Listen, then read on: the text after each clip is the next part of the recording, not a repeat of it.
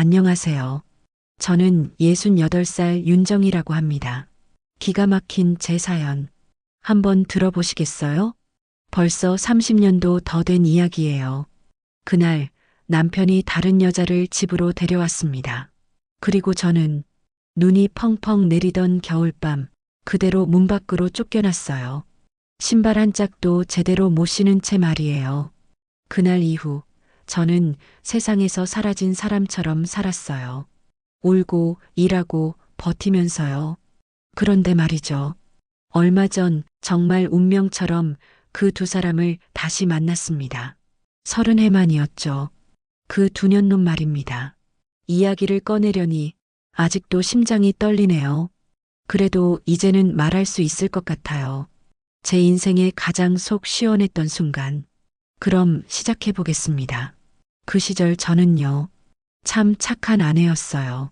누가 시키지 않아도 남편 밥상을 3번, 4번 차리고 시어머니 말씀이라면 그게 법인 줄 알고 살았죠. 저는 부모님을 일찍 여의었어요. 그래서 시어머니를 제 엄마 대신이라고 생각하고 살았어요. 그분이 나무라면 그게 훈계였고 칭찬 한마디면 그날은 세상이 따뜻해졌죠. 시어머니는 늘 이러셨어요. 여자는 말이야, 남편 뒷바라지 잘하면 그게 효도야. 그 말을 진리처럼 믿었어요. 그래서 제 인생의 절반은 얘라는 말로 채워졌죠.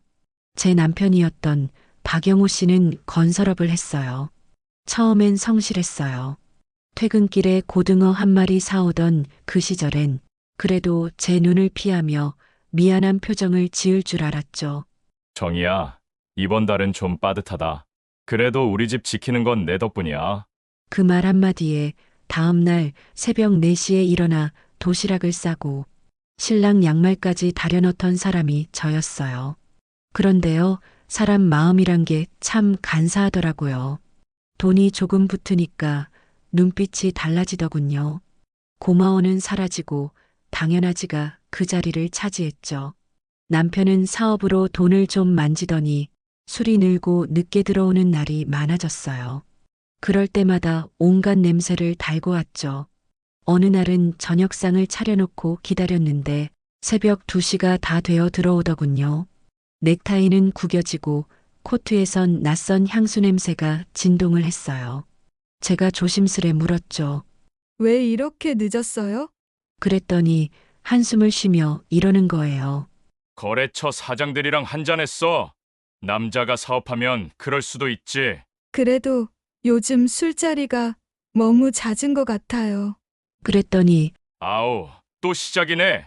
집에서 놀고 먹으면서 네가 뭘 알아? 그 말에 제가 죄라도 진 사람처럼 고개를 숙였어요. 죄송해요. 그냥 당신 건강이 걱정돼서요. 지금 생각하면요, 참 어리석었어요. 참는 걸 미덕으로 알고 산 그 죄. 그 후로 제 목소리는 점점 작아졌어요. 집안에서도 제 존재가 조금씩 사라지는 기분이었죠. 시어머니는 일주일에 3~4번 찾아오셨고 늘 뭔가가 불만이셨어요. 마당 화초가 시들하던데 넌 집에서 놀면서 그것도 못 봐? 냉장고 반찬이 이게 다야? 내 아들 밥은 제대로 차려주니? 넌 시어미가 말하는데 표정이 왜 그래? 그럴 때마다 저는 늘 웃으며 말했죠. 죄송해요. 어머니, 제가 더 신경 쓸게요. 그 한마디로 하루가 지나가던 시절이었어요. 참, 지금 생각해보면 그때의 저는 살아있는 사람이라기보다 그저 숨쉬는 그림자 같았네요. 그 무렵이었어요. 남편이 점점 늦어지더니 어느 날부터는 아예 들어오지 않는 밤이 생겼어요. 저는 남편 성질을 돋울까봐 말을 아꼈어요. 꾹꾹 참았죠. 그런데 담배 냄새 사이로 섞인 낯선 향수 냄새, 그리고 와이셔츠 목깃에 번진 붉은 립스틱 자국. 처음엔 믿기 싫었어요. 아니겠지, 설마. 그랬죠. 그런데 하루는 세탁기 돌리다 말고 바지 주머니에서 호텔 영수증이 나왔어요. 2명, 숙박, 결제자 이름 박영호. 그 순간 손끝이 얼어붙었어요. 세탁기 물소리가 멀어지고 머릿속 어딘가에서 쨍 하고 깨지는 소리가 났죠. 그날 밤 남편이 들어오자마자 말했어요. 이게 뭐예요? 영수증을 내밀었더니 남편이 비웃더군요. 그게 왜 네 손에 있냐? 당신 거잖아요. 아, 그거 거래처 접대였어? 거래처 접대를 호텔 스위트룸에서요? 그가 인상을 찌푸리더니 소리쳤어요. 아오, 이러니까 내가 집에 오기 싫다니까. 불만이면 네가 나가서 돈 벌어와. 그 말에 피가 거꾸로 솟았어요. 당신 말 돌리지 말고 똑바로 말해요. 다른 여자 생긴 거예요? 제가 소리쳤죠. 그런데 그는 피식 웃으며 말했어요. 야, 네가 지금 나한테 따지게 생겼냐? 내가 이러는 게 네 탓이라고는 생각 안 해봤냐? 네 꼴 좀 봐. 하루 종일 집에만 있고 입은 옷은 몇 년 전이야? 머리는 언제 감았냐? 그 말에 가슴이 찢어졌어요. 당신이 어떻게 나한테 이럴 수가 있어요? 세상이 멈춘 듯 머릿속이 하얘졌어요. 그런데 그는 오히려 짐을 챙기며 소리쳤어요. 됐어. 나간다. 알아서 살아라. 문이 쾅 닫혔습니다. 방 안엔 그 사람 채취가 남아 있었어요. 비릿하고 싸늘한 냄새. 그 냄새를 맡으며 저는 하루 종일 앉아 있었어요. 혹시 돌아올까봐 현관불도 끄지 못했습니다. 이틀째 되는 날 용기 내서 시어머니께 전화를 걸었어요. 어머니, 영우 씨가 며칠째 집에 안 와요. 뭐 네가 어떻게 했길래 영호가 안 들어와? 사실은 영우 씨한테 다른 여자가 생겼어요. 살다 보면 남자가 그럴 수도 있지. 그딴 일로 내 아들을 얼마나 잡았길래 애가 집을 나가? 그 말을 듣는 순간 마치 내가 남편을 내몬 죄인이라도 된 것 같았어요. 제가 좀 더 부드럽게 이야기했어야 했나 봐요. 입에서는 그렇게 나왔지만 속에서는 피가 거꾸로 돌았어요. 그날 이후 저는 아내가 아니라 죄인이 되었어요. 며칠이 흘렀어요.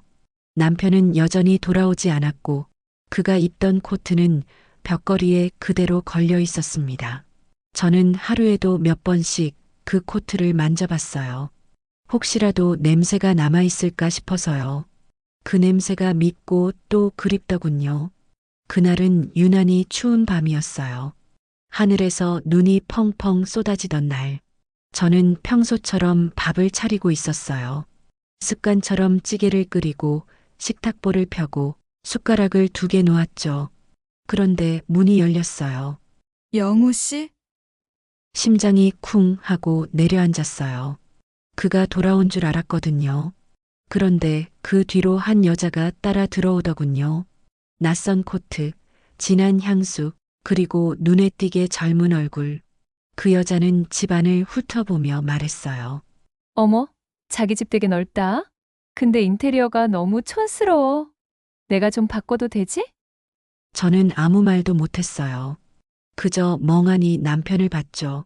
이게 무슨 상황이에요? 남편은 시선을 피하며 말했어요. 정이야. 이제 그만하자. 우리 끝내자. 끝내자고요? 그래. 나 이 사람이랑 살 거야. 순간 숨이 막혔어요. 당신 지금 제정신이에요? 그래. 제정신이지. 나도 이제 좀 행복하게 살아야지. 여보, 갑자기 왜 그래요? 이건 너무 갑작스럽잖아요. 절박한 제 목소리를 끊으며 그 여자가 나지막이 웃더군요. 어머, 갑자기 아닌데요? 나랑 영호 씨? 벌써 2년째예요. 정말 몰랐어요? 뭐라고요? 순간 머리를 세게 얻어맞은 것 같았어요.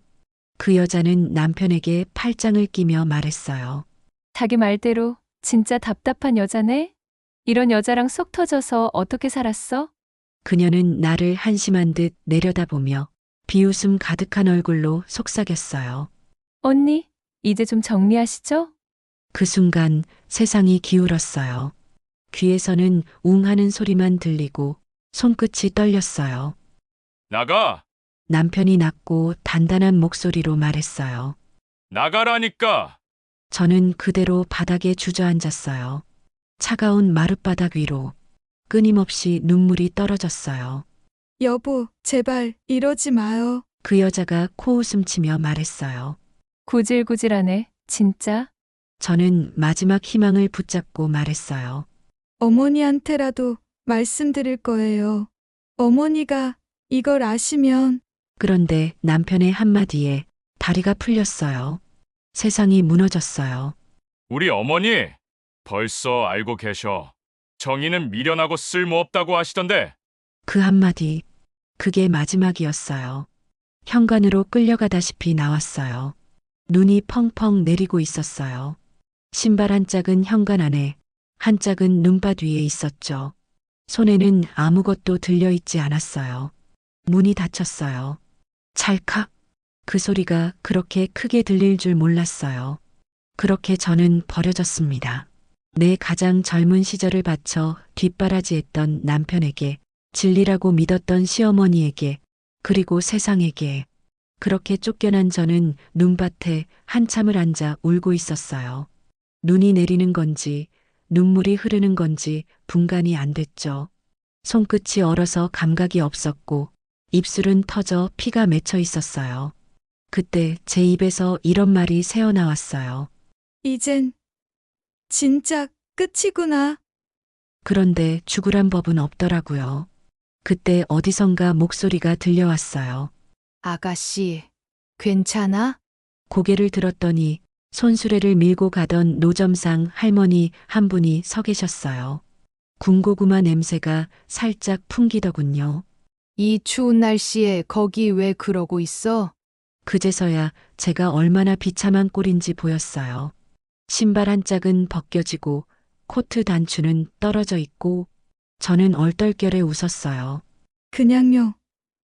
길을 잃었어요. 젊은 처자가 세상에 춥겠다. 이리 와. 이거라도 먹어. 그날 밤 저는 할머니의 노점 천막 아래서 뜨거운 고구마 하나를 손에 쥐고 있었습니다. 눈이 녹아 물이 떨어지는 소리 사이로 할머니가 물었어요. 집은, 없어요. 가족은? 없어요. 할머니는 더 이상 사연을 묻지 않으셨어요. 그저 묵묵히 제 손을 쓰다듬으며 말씀하셨죠. 그럼 오늘부터 나랑 가족하자. 이 세상 혼자 있는 게 제일 추워. 그날부터 저는 할머니 옆에 붙어 살았습니다. 할머니는 시장 입구에서 작은 수레 하나 밀며 군고구마랑 삶은 달걀을 팔았어요. 저는 그 옆에서 손님에게 봉지를 건네며 말했죠. 뜨거워요. 조심하세요. 밤에는 시장 뒤쪽 허름한 방 한 칸에서 같이 잤어요. 벽은 얇고 바람이 숭숭 들어왔지만 마음은 어느 때보다 따뜻했어요. 할머니는 매일 저에게 이러셨어요. 정이야, 사람은 밥만 먹고 사는 게 아니야. 누가 마음 한 숟갈이라도 퍼줘야 살아. 그 말을 들을 때마다 울컥했어요. 세상에 제게 마음을 퍼주는 사람이 아직 있었다니. 한 번은 비가 억수같이 쏟아지던 여름이었어요. 할머니가 갑자기 쓰러졌죠. 괜찮아요, 할머니? 에휴, 잠깐 어지러워서 그래. 나이 먹으면 다 이래. 하지만 얼굴이 하얗게 질렸어요. 저는 비를 맞으며 할머니를 업고 병원까지 뛰어갔습니다. 비에 젖은 천막 비닐이 몸에 붙고 발은 질퍽거렸지만 할머니는 제 등에 얼굴을 묻고 중얼거렸어요. 정이야, 따뜻하다. 그 말이 귀에 맴돌았어요. 그날 이후 저는 할머니의 손을 꼭 잡고 다녔습니다. 내가 이제부터 할머니 지켜드릴게요. 허허, 그래. 우리 정이 든든하다. 그게 우리가 주고받은 마지막 약속이었어요. 그렇게 몇 년을 모녀처럼 서로 의지하며 살았습니다. 하지만 할머니의 건강은 나날이 악화되었죠. 할머니가 누워 계신 날들이 많아지고 일도 잘 못하셨지만 그저 제 곁에 계시는 것만으로도 전 너무나 감사했어요. 서로 기대어 살 수 있다는 것, 그게 얼마나 고마운 일인지 알게 되었으니까요. 그러다 어느 해 겨울, 할머니가 감기 몸살이 심하게 왔어요. 정희야, 나 하루만 쉬면 안 될까? 그럼요. 쉬세요. 제가 대신 팔고 올게요. 그날 저는 혼자 노점을 나갔습니다. 그런데 밤에 돌아오니 할머니가 조용히 누워 계셨어요. 보리차 잔이 식어 있었고 창문 틈으로 찬 바람이 들어오고 있었죠. 할머니는 그렇게 세상을 떠나셨습니다. 할머니의 낡은 수레 옆엔 메모 한 장이 붙어 있었어요. 정희야, 고맙다. 너는 누군가의 마지막 겨울을 따뜻하게 해줄 사람이야. 그 메모를 읽는 순간 심장이 덜컥 내려앉았어요. 그날 밤 저는 세상을 잃은 사람처럼 한참을 울었어요. 그리고 마음속으로 약속했어요. 그래요, 할머니. 제가 그 일 할게요. 누군가의 마지막 겨울을 따뜻하게 해주는 사람. 그게 제 인생의 답이었네요. 그때부터였어요. 요양보호사 자격증을 따고 돌봄 일을 시작한 게 처음엔 힘들었어요. 노인분들의 손을 씻기고 밥을 먹이고 밤새 돌보는 일. 그런데 이상하게도 할머니의 손을 잡던 그 기억이 자꾸 떠올랐어요. 그 손의 온기 덕분에 저는 버틸 수 있었죠. 그렇게 10년이 흘렀습니다. 그리고 마침내 할머니의 이름을 따서 요양원을 세웠어요. 김막래 요양원. 문패를 붙이던 날 저는 하늘을 향해 속삭였어요. 할머니, 저 해냈어요. 이젠 제가 누군가의 손을 잡아줄 차례예요. 작은 방에서 시작한 요양원이 이제는 시내에서도 평판이 좋은 곳이 되었어요. TV에서 봉사기관으로 인터뷰를 하기도 하고 어르신 가족들이 손편지를 보내오기도 해요. 그 편지에는 늘 비슷한 말이 적혀 있습니다. 원장님 덕분에 우리 어머니가 웃음을 되찾으셨어요. 그 한 문장 덕에 저는 하루를 버팁니다. 예전엔 누군가의 아내로 며느리로만 살았지만 이젠 제 이름으로 사람들을 돌보고 제 이름으로 책임지는 사람이 되었어요. 요양원 마당에 나가면 어르신들이 제 손을 꼭 잡습니다. 원장님, 오늘 점심은 불고기예요? 그럼요. 제가 직접 간봤어요. 그럴 때마다 마음이 따뜻해졌어요. 내가 다시 웃을 수 있다는 것, 그 자체가 기적이었으니까요. 그날도 그랬어요. 햇살이 유리창을 스쳐 지나가고 복도 끝에서 어르신들의 웃음소리가 들려오던 평범한 오전이었죠. 그때 간호사가 문을 두드렸어요. 원장님, 오늘 오후에 입소 상담 오신 분들 도착하셨어요. 그래요. 이쪽으로 안내해줘요. 그런데 문이 열리고 들어온 사람들을 보는 순간 심장이 얼어붙었어요. 그들이었어요. 박영호, 그리고 그 옆에 그 여자. 30해 전 눈 내리던 그 밤에 나를 내쫓았던 바로 그 두 사람이었습니다. 세월이 그들을 낯설게 만들었지만 전 그들을 바로 알아봤어요. 내게 비수를 꽂고 눈 내리던 그날 등을 돌렸던 그들이 분명했어요. 안녕하세요. 그 여자가 먼저 말을 꺼냈어요. 남편이 치매 판정을 받아서요. 요양시설을 알아보다가 여기가 좋다고 하더라고요. 저는 쿵쾅거리는 심장을 애써 누르며 천천히 고개를 끄덕였어요. 네, 잘 오셨어요. 이곳은 어르신들이 편히 지내실 수 있는 곳이에요. 목소리가 떨릴까봐 호흡을 아주 천천히 가다듬었어요. 환자분 성함이요? 박영호요. 그 이름, 한때 제 모든 세상이었던 이름. 그 이름이 공기 중에 떠오르는 순간 펜을 쥔 손이 미세하게 떨려 다른 손으로 붙잡았어요. 떨지 않으려 최대한 애써 서류 위에 또박또박 글자를 적었습니다. 입소자 박영호, 보호자 최선희. 잉크가 종이에 스며드는 소리가 이상하게 크게 들렸어요. 마치 내 지난 세월의 분노가 펜 끝에서 조금씩 빠져나가는 것 같았죠. 아름답고 당당했던 그 여자도 많이 늙었더군요. 손등에는 굳은 살이 배어 있었고 눈가엔 세월의 주름이 겹겹이 내려앉아 있었어요. 그 오만하던 얼굴이 참 초라하게 보이더군요. 박영호는 멍하니 저를 바라보다가 말했어요. 낯이 익은데 우리가 전에 만난 적 있나? 그 순간 가슴이 철렁 내려앉았어요. 그래, 알아봐라. 제발 한 번만이라도 기억해봐라. 속으로 그렇게 바랐어요. 그가 나를 기억해준다면 그게 진짜 사과처럼 느껴질 것 같았거든요. 하지만 그는 금세 고개를 저으며 시선을 돌렸어요. 아닌가 보네. 미안해요. 요즘 기억이 잘 안 나서. 그렇지. 당신은 원래 그런 사람이었지. 필요할 때만 기억하고 편할 때만 사람을 찾는 그런 사람. 나는 아주 조용히 미소를 지었어요. 괜찮아요. 그런 분들 많아요. 치매 초기는 꾸준한 관리가 중요하니까요. 그 여자가 작게 한숨을 쉬며 말했어요. 정말 잘 부탁드릴게요.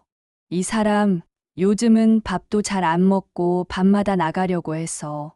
세상이란 게 참 묘하죠. 과거 나에게 가장 큰 상처를 준 그들이 이제는 내 도움을 바라고 있었어요. 걱정 마세요. 이곳은 가족처럼 모시는 곳이에요. 부드럽게 대답했지만 제 속은 들끓고 있었어요.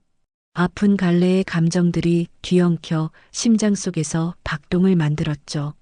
그들이 나간 뒤 책상 위 서류를 내려다보았습니다. 입소자 박영호. 그 이름 위로 손끝이 멈췄어요. 그렇게 돌고 돌아 결국 그 사람을 다시 만나게 되었으니까요. 나는 눈을 감고 속으로 중얼거렸어요. 좋아요. 복수는 이제부터예요. 박영호 씨는 그날부터 요양원 생활을 시작했어요. 예전 젊었을 때와 너무나 다른 모습이었죠.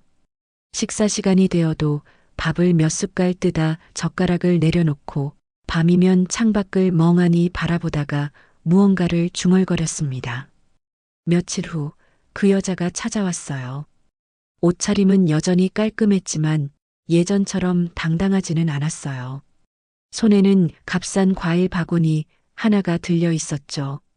원장님, 남편은 잘 지내나요? 네.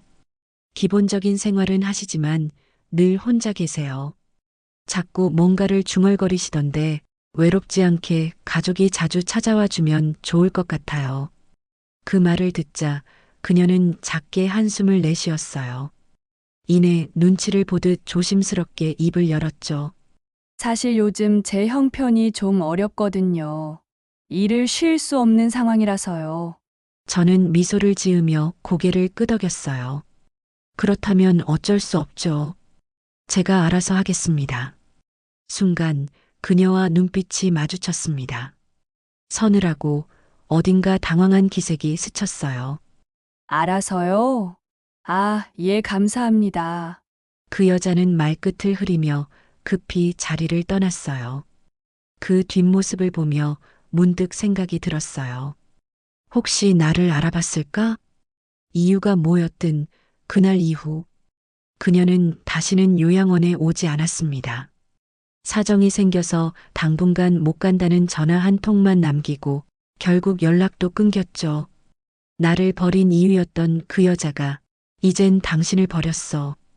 하늘이 나 대신 복수를 해주는 기분이 들었어요. 이제 그의 세상에는 오직 나뿐이었죠. 나는 매일같이 그의 밥을 차렸습니다. 밥그릇을 손에 쥐어주고 수저를 맞잡아주며 말했어요. 한 입만 더 드세요. 따뜻할 때 드셔야 해요. 그럴 때마다 그는 내 손을 잠시 잡곤 했어요. 고맙소 참 따뜻하네요. 그 한마디에 수많은 기억이 흘러갔어요. 한때 나를 밀쳐내던 손, 문을 닫던 소리, 눈 위에 던져지던 내 짐가방.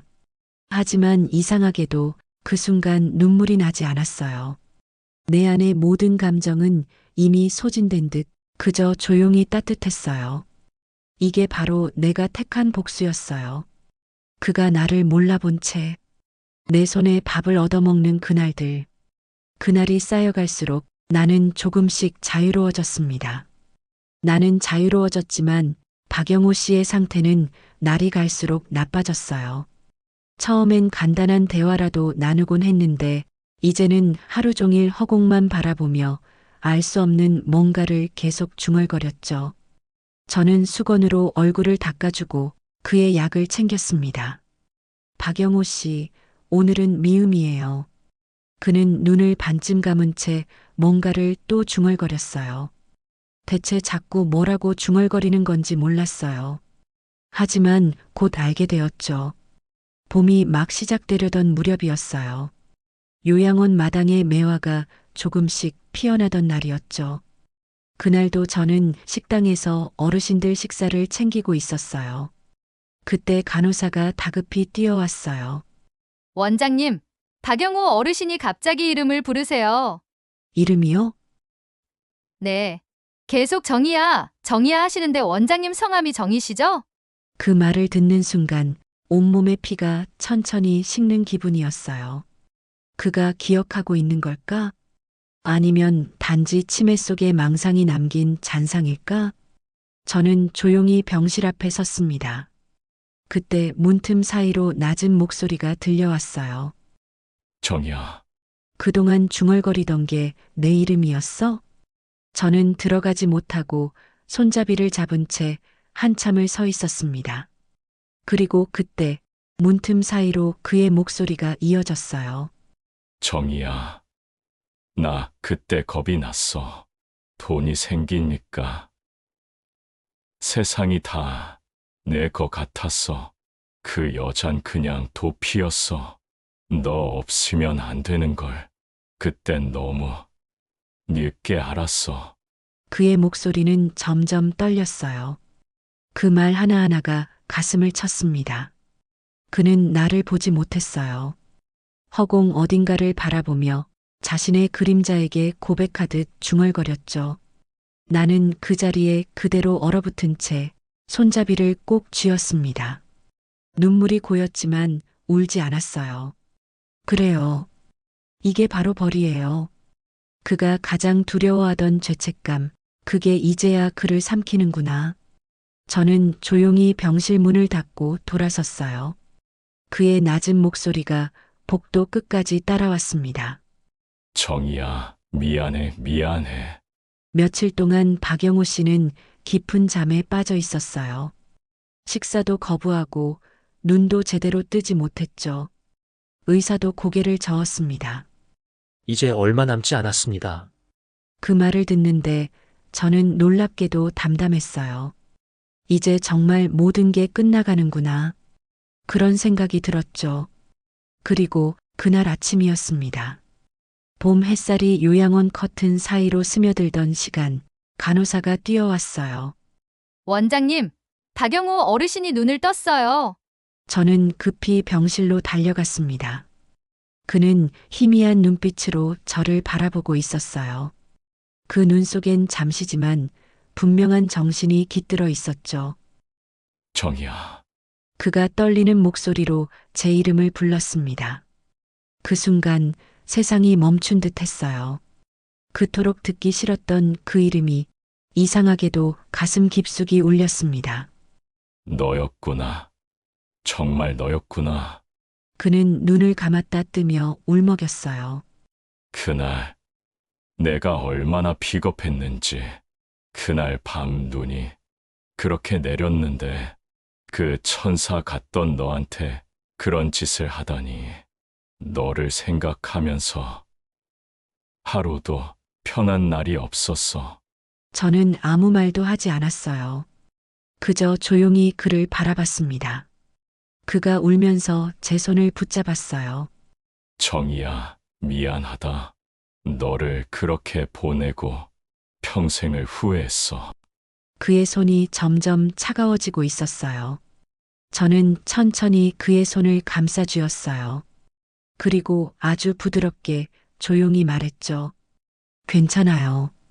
덕분에 전 정말 좋은 사람을 만났어요. 전 행복하게 살았어요. 그러니 편히 가세요. 그는 그 말을 듣고 한참 동안 저를 바라보다가 조용히 눈을 감았어요.